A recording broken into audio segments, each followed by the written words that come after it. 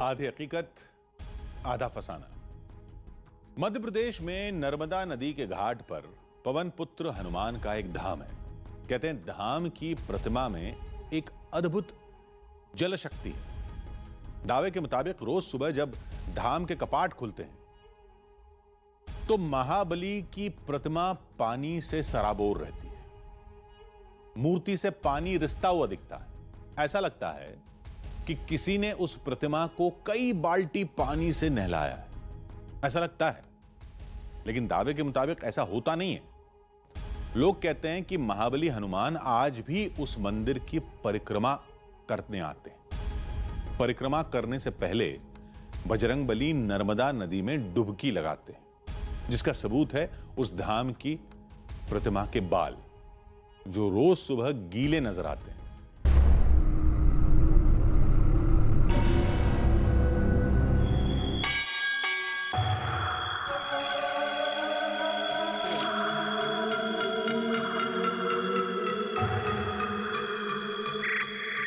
जब भी वहाँ जाओ तो आपको मूर्ति को देखकर ऐसा लगता है जैसे कि बस बाबा अभी स्नान करके वहाँ पे विराजित हुए हैं।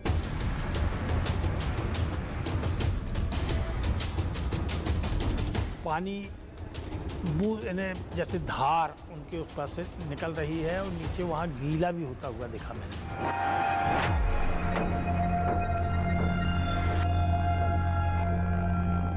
एक अलौकिक व्यक्तित्व जो है वो नर्मदा जी में गोता लगा करके मंदिर में प्रवेश करता है।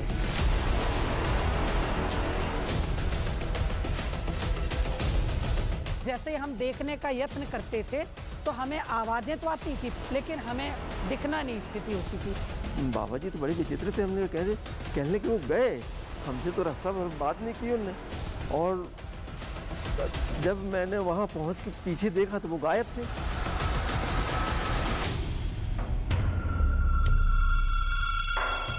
या मैं होटल वापस चला जाऊं? क्या कौन है? ये तो नहीं दिख रहा। देखो आओ, देखो आओ, जल्दी आओ।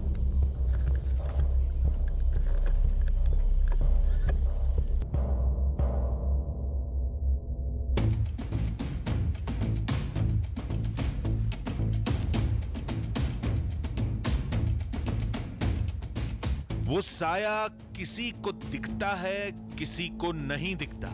वो रहस्यमयी आवाजें किसी को सुनाई देती हैं, किसी को नहीं सुनाई देती। लेकिन एक चमत्कार रोज सुबह सब देखते हैं। वो है महाबली के इस धाम की गीली मूर्ति।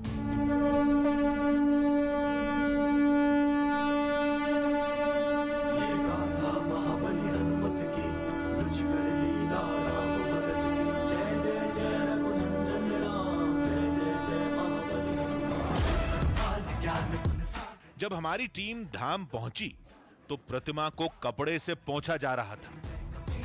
लोगों ने बताया कि आज सुबह भी महाबली की प्रतिमा पानी से सराबोर थी। कई लोगों ने उस नजारे को देखा भी था।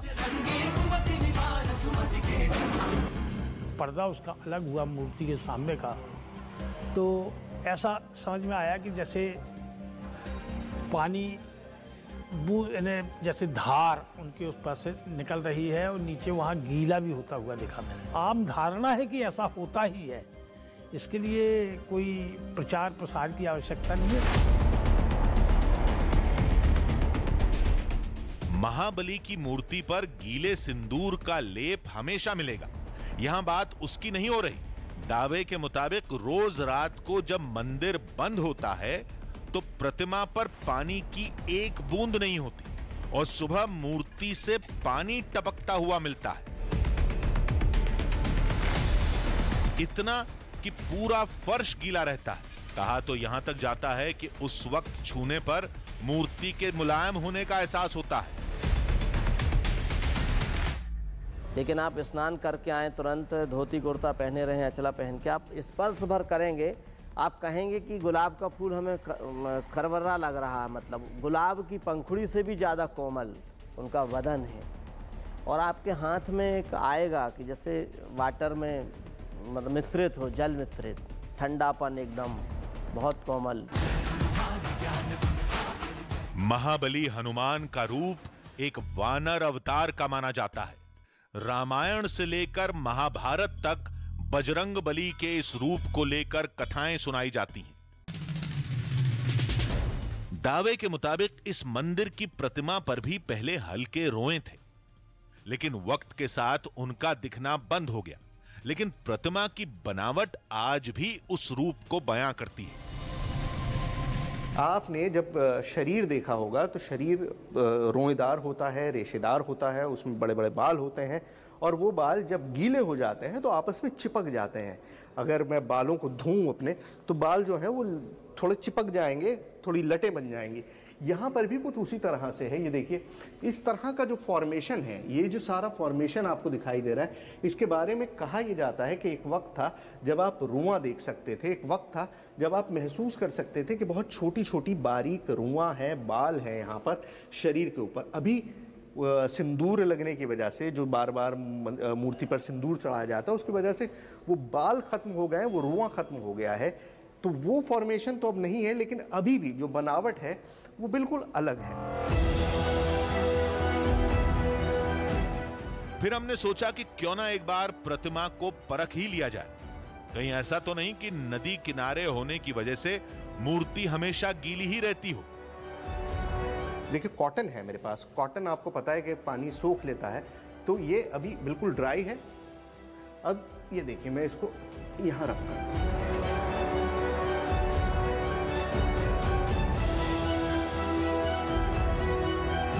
पानी जैसा कुछ भी नहीं है, सिर्फ जो सिंदूर है, जो मूर्ति पे सिंदूर चढ़ाया जाता है, लगाया जाता है, वही आपको सिर्फ यहाँ पर दिखाई दे रहा है। कोई भी ऐसा पानी जैसी कोई चीज़ नहीं है। वो कॉटन उतना ही अभी भी सूखा है जितना उस वक्त था जब मैंने हाथ से लिया। चलिए, एक बात तो साफ हो गई, दिन के वक्त मूर्ति बिल्कुल सूखी थी। लेकिन मसला केवल प्रतिमा का नहीं है। इस चमत्कारी धाम की कथा के और भी किरदार हैं। मंदिर के सामने बहती मां नर्मदा और यहां अक्सर देखे जाने वाला एक अनजान साया। जैसे हम देखने का यत्न करते थे तो हमें आवाजें तो आती थी, पायल की आवाज आती थी, चूड़ियों की आवाज आती थी। हम जिज्ञासा बस प्रश्न करते थे कि हाँ आसपास घूमें, लेकिन हमें दिखना नहीं स्थिति होती थी। पड़ताल हमारी टीम को करनी थी। सवाल कई थे। प्रतिमा रोज गीली कैसे होती? रात में दिखने वाला वो अनजान साया किसका है? और ये सब आज रात ही होना था।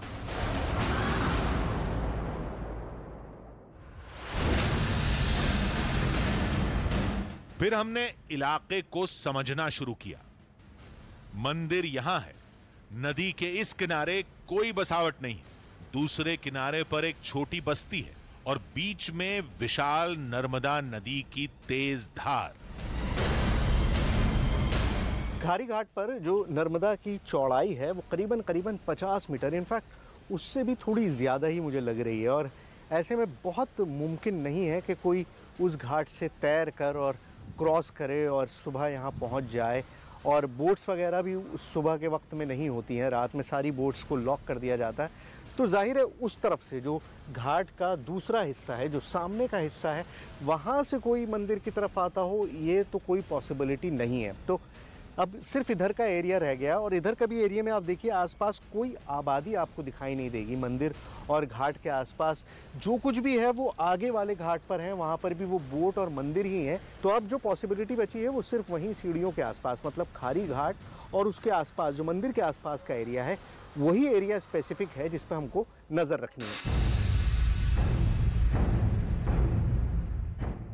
तभी नदी में कुछ नजर आया।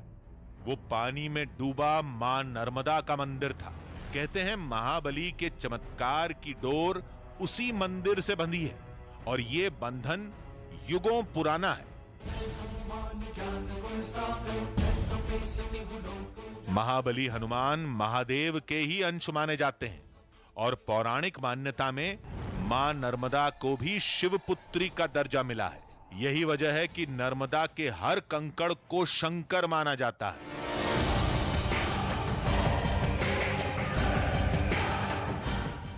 कहते हैं वो मंदिर उसी पौराणिक बंधन का सबूत है। तब हमारी टीम ने मां नर्मदा के उस मंदिर का रुख किया। देखिए, जिस तरह से नॉर्थ इंडिया में गंगा को पवित्र माना जाता है, बिल्कुल उसी तरह से नर्मदा की भी अपनी एक मान्यता है। और बहुत सारे लोग तो ये मानते हैं कि इस नदी से निकला हर पत्थर, हर कंकर शंकर है, और लोगों की मान्यता है कि यहाँ से जो पत्थर निकलते हैं उनकी अपनी महिमा है, और इसीलिए बहुत ही ज़्यादा पवित्र उस हनुमान मंदिर को माना गया है, क्योंकि शायद बहुत कम ऐसे हनुमान मंदिर हैं जो नर्मदा के बिल्कुल किनारे हैं। और ये कनेक्शन जो है इस मंदिर को बड़ा ख़ास बनाता है, और शायद इसी वजह से ये मान्यता पनपी के हनुमान जी जो हैं वो इस नदी में स्नान कर कर और वापस मंदिर में जाते हैं। नदी में जाने के दो मकसद थे।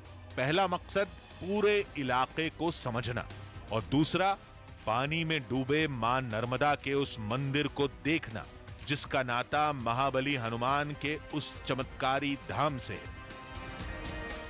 अब आप मंदिर देख लीजिए, बिल्कुल पानी है चारों तरफ। ये देखिए, यहाँ पर पानी के बीचों बीच ये पानी है और वहाँ मंदिर है। अभी और करीब जाने की कोशिश कर रहे हैं, बिल्कुल मंदिर के करीब हम जाएंगे तो ये मंदिर के बिल्कुल बीचों बीच, नदी के बिल्कुल बीचों बीच में ये मां नर्मदा का मंदिर है। मंदिर तो बेहद सामान्य था, लेकिन लोगों ने बताया कि चमत्कार मंदिर में नहीं, इस जगह और इस भूमि में, क्योंकि नर्मदा नदी के किनारे महाबली के मंदिर हर जगह नहीं मिलते।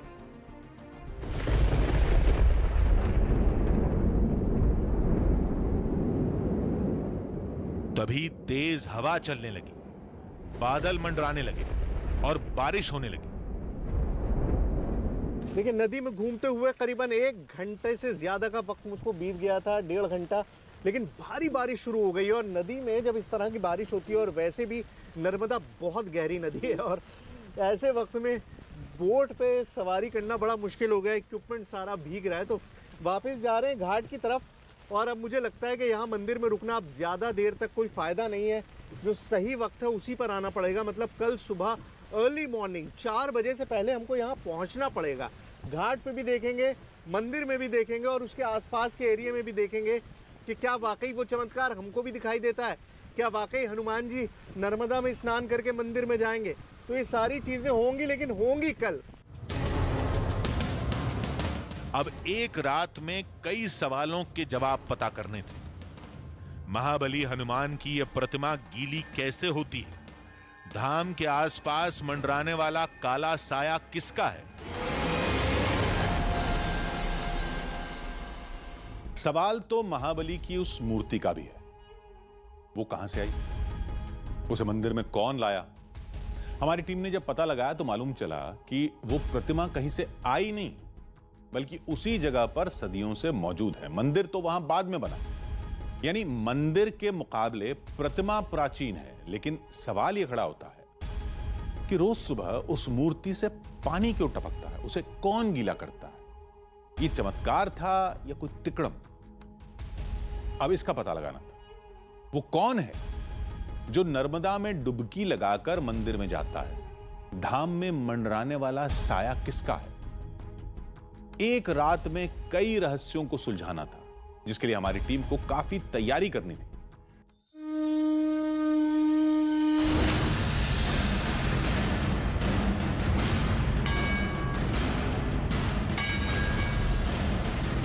बजरंग बली के धाम से जुड़े बड़े सवाल, गहरे राज और रहस्य की कई अनसुलझी पहेलियां। बड़ी पड़ताल के लिए कई बड़े औजारों की जरूरत पड़ती है। हमारा जो फोकस है वो ये है कि क्या वाकई जो प्रतिमा है वो गीली होती है, क्या उस पर कोई मॉइस्चर आता है। अब ये प्रूफ करने के 2-3 बहुत आसान तरीके हैं। देखिए, पहली चीज़ तो ये है कि रोए की बात हो रही है कि प्रतिमा को अगर आप गौर से देखें तो उसमें रोए नज़र आते हैं। अब आंखें इंसानी इतनी तेज़ नहीं होती कि बहुत करीब की चीज़ देख सकें, तो ये मैग्नीफाइंग ग्लास है। आप मैग्नीफाइंग ग्लास से बहुत करीब देख सकते हैं, बहुत बारीक चीज़ें भी आप देख सकते हैं।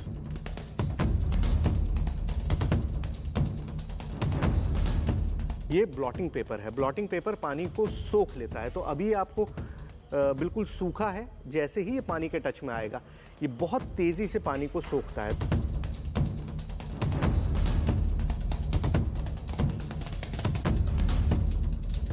इसे कोबाल्ट क्लोराइड कहा जाता है। कोबाल्ट क्लोराइड एक केमिकल है। कोबाल्ट क्लोराइड जैसे ही पानी को छूता है इसका रंग बदल जाता है। ये स्ट्रिप्स हैं छोटी छोटी, ये स्ट्रिप्स वैसे तो सफ़ेद कलर की होती हैं, लेकिन जैसे ही ये पानी को छूता है तो इसका कलर पिंक हो जाता है, गुलाबी, हल्की गुलाबी रंगत नजर आने लगती है। अब हमारी टीम तैयार थी, लेकिन दिमाग में एक शक था।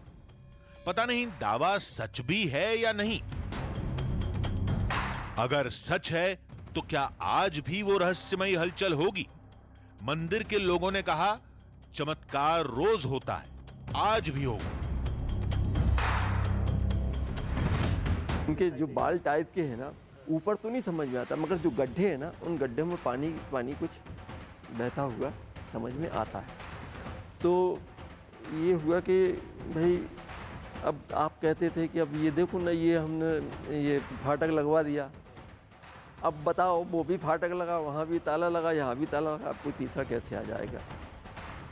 तो ऐसे कहीं नजर आता है। अगर उसको देखेंगे करीब से तो पानी दिखाई देगा। हाँ देखोगे, मॉइस्चर दिखाई देता है सुबह। देखेगा, आप देखिएगा। अब आप सुबह देखना, आपको मिलेगा।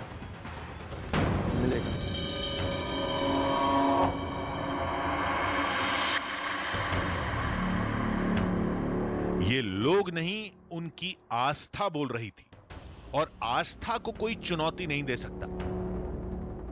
हमारा मकसद भी यहां रात में होने वाली हलचल को आप तक पहुंचाना है। रात में मंदिर बंद होते ही हमारी टीम काम में जुट जाएगी, लेकिन एक जरूरी काम अभी बाकी था।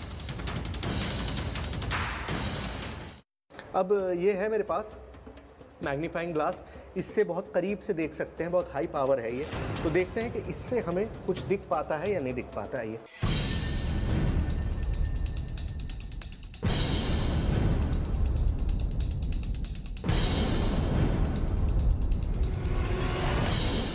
जी नहीं, मैग्नीफाइंग ग्लास से देखने के बावजूद भी ऐसा रोएदार कुछ भी मुझे नहीं दिखाई दे रहा। मंदिर बंद होने से पहले कई चीजों को लेकर तसल्ली करनी थी, और हम वही कर रहे थे। बजरंग बली की प्रतिमा पर रोए नहीं थे, प्रतिमा भी पूरी तरह सूखी थी। सोख्ता और कोबाल्ट क्लोराइड पेपर में कोई परिवर्तन नहीं आया। हर बात पक्की करना हमारा काम है, और ये तो बस शुरुआत थी। असली कहानी तो रात से शुरू होगी।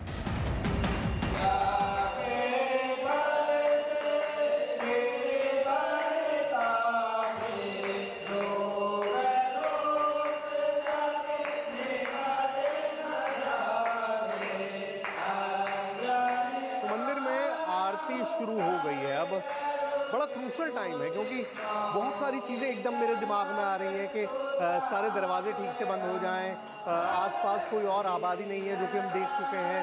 नदी के पास घुप अंधेरा है, वहाँ पर किस तरह से नज़र रखें। बहुत सारे थॉट्स हैं मेरे पास, लेकिन अभी जो एक चीज़ समझ में आ रही है वो ये है कि जैसे ही आरती ख़त्म होती है, मैं खुद इंश्योर करूँगा कि हर आदमी बाहर चला जाए।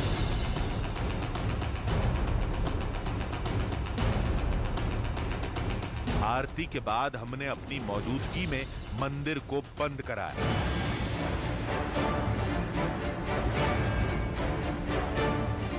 आइए जी, हो गया सब बंद। लाइट वाइट बंद करिए सब।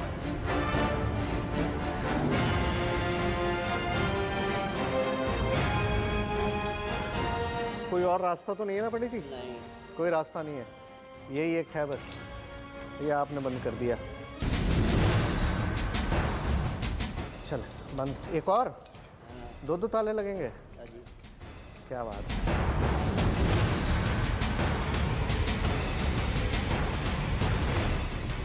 रोज एक ताला लगता था, आज गर्भगृह पर 2 ताले लगेंगे।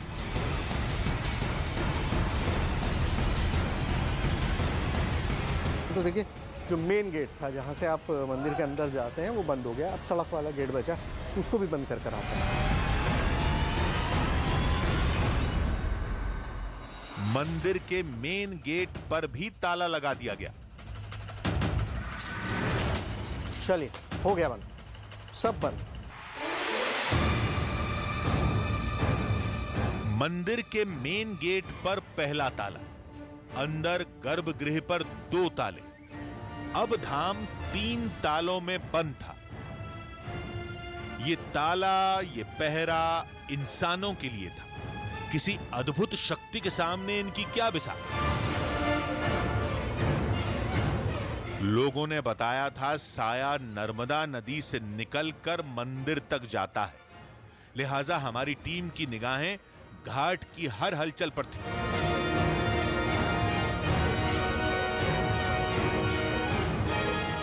जिस खारी घाट में दिन भर लोगों का तांता लगा रहता है अस्थियां विसर्जित करने के लिए, वहाँ इस वक्त देखिए कितना सन्नाटा है। सिर्फ मैं हूँ, ये चंद खाली बोट्स हैं और दूर वो बोर्ड दिखाई दे रहा है नमामि नर्मदे का, और उसके अलावा कोई भी नहीं है। क्या बजरंग बली की मूर्ति से पानी टपकता दिखेगा? क्या घाट से मंदिर की तरफ जाता आज भी कोई साया नजर आएगा? दिमाग में सवाल लिए हमारी टीम घाट से लेकर मंदिर तक पहरा दे रही थी, लेकिन बारिश ने मुसीबत बढ़ा दी।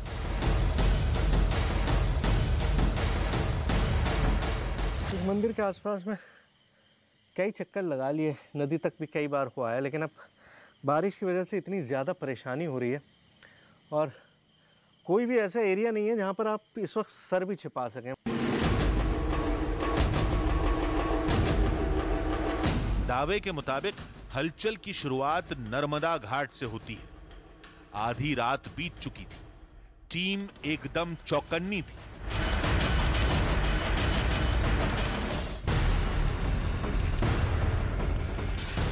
पवन पुत्र की प्रतिमा का हाल तो सुबह पता चलेगा, उससे पहले रहस्यमयी साए की पहेली सुलझानी थी। लोगों के मुताबिक वो कहीं भी दिख सकता है, इसलिए हमारी टीम घाट से धाम तक लगातार चक्कर लगा रही थी। दक्षिण मुखी हनुमान और नर्मदा नदी का रिश्ता तलाशते तलाशते मैं खुद एक उलझन में पड़ गया हूँ। असल में जैसे जैसे वक्त बीत रहा है, रात गहरा रही है, अब मौसम आपको पता है कितना नासाज होता जा रहा है, ऐसे में समझ नहीं आ रहा कि अब अगला जो कदम है वो क्या हो। क्या मैं यहीं रुका रहूं या मैं होटल वापस चला जाऊं? क्या कौन है? पानी में एक साया दिखा। दूर अंधेरे में इंसान जैसी एक आकृति नजर आई। कोई था जो नर्मदा में स्नान करने के बाद पूजा कर रहा था।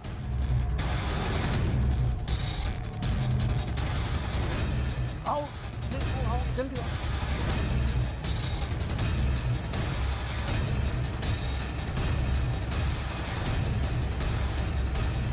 वो हमें देखकर वापस जाने लगा। अरे बाबा जी, नमस्कार। क्या हुआ इतनी रात में नर्मदा में? माई के दर्शन के लिए। अच्छा, और हमको लगा कि पता नहीं कौन आ गया पीछे से। रात में तो कोई होता भी नहीं है यहाँ पे, हैं? माई की भक्त के अलावा कौन होगा? अच्छा, लेकिन इतनी रात तो यहाँ कोई आता जाता नहीं है फिर? अब माई का बच्चा तो माई के पास ही होगा। मतलब इतनी रात में डर नहीं लगता? पानी है, बारिश है, सब कुछ है। माई से डरने का? हाँ, नहीं तो नामुमकिन है। अच्छा, लेकिन हम डर गए आपको देख के। चलिए अब हम भी चलते हैं, हम नहीं रुकेंगे यहाँ पर। आइए। हम धाम की तरफ बढ़े। बाबा भी हमारे साथ थे। फिर अचानक पता नहीं कहां चले गए। बाबा जी कहाँ? गॉड!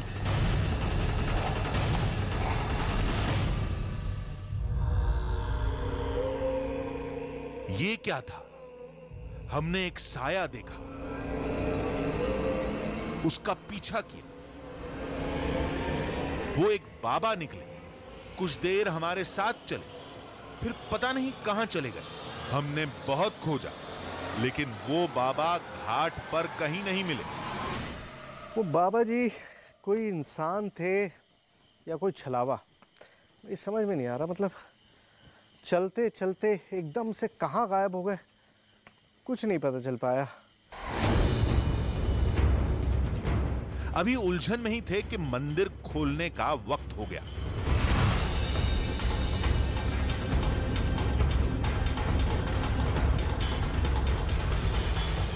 जो इतनी कवायद हमने करी, जो इतनी मेहनत हमने करी है कि पूरी रात पूरा दिन हमने यहाँ बिताया, तो उसका रिजल्ट अब हमारी आंखों के सामने आएगा। चंद मिनटों की देर है, एंटिसिपेशन बहुत है, मतलब मुझसे बर्दाश्त नहीं हो रहा।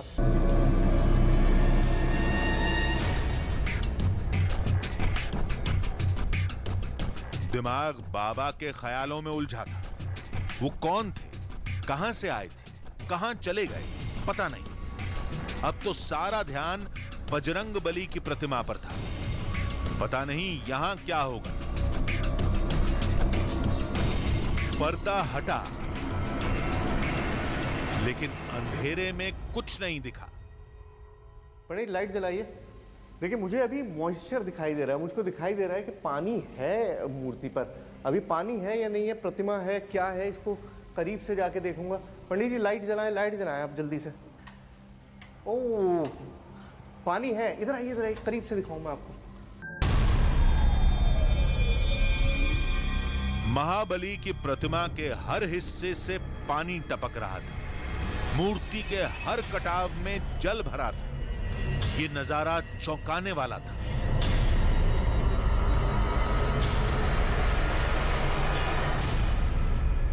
यहाँ पर हर तरफ पानी की बूंदें दिखाई दे रही हैं, बाकायदा टपक रही हैं। मतलब ऐसा नहीं है कि सिर्फ कंडेंसेशन जिस तरह से ग्लास पे फॉर्म हो जाता है वो है, पूरी बूंदें जो है वो दिखाई दे रही हैं। कमाल है। ओ गॉड। प्रतिमा की हालत बिल्कुल वैसी ही थी जैसे दावा किया जाता है। लग रहा था किसी ने मूर्ति को स्नान कराया।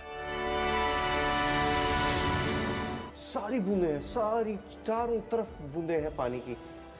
बिल्कुल ऐसे जैसे शरीर पे जिस तरह से बूंदें बन जाती हैं जब आप नहाते हैं, बिल्कुल उसी तरह से चारों तरफ इसी तरह से मिलता है पंडित जी।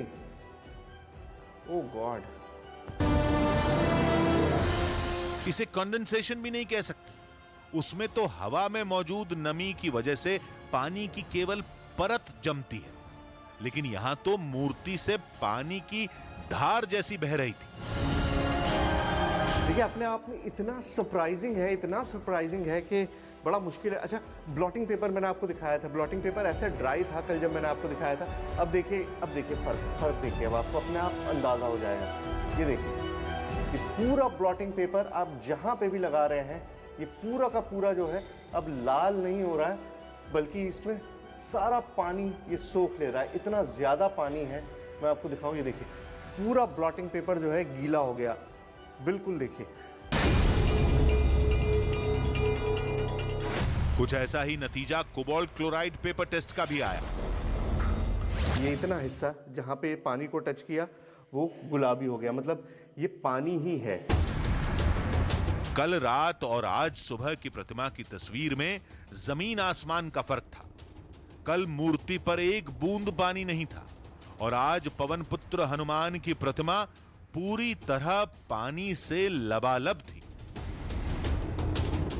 आखिर राज क्या है?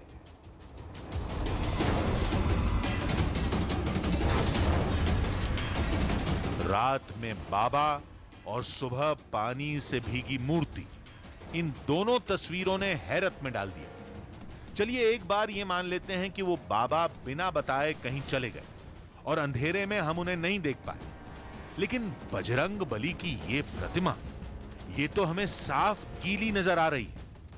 इसको क्या कहें? अब या तो इस जगह का रहस्य विज्ञान के किसी अबूझ सिद्धांत में छिपा है, या फिर यह एक ऐसी घटना है जिसकी व्याख्या कोई इंसानी दिमाग नहीं कर सकता।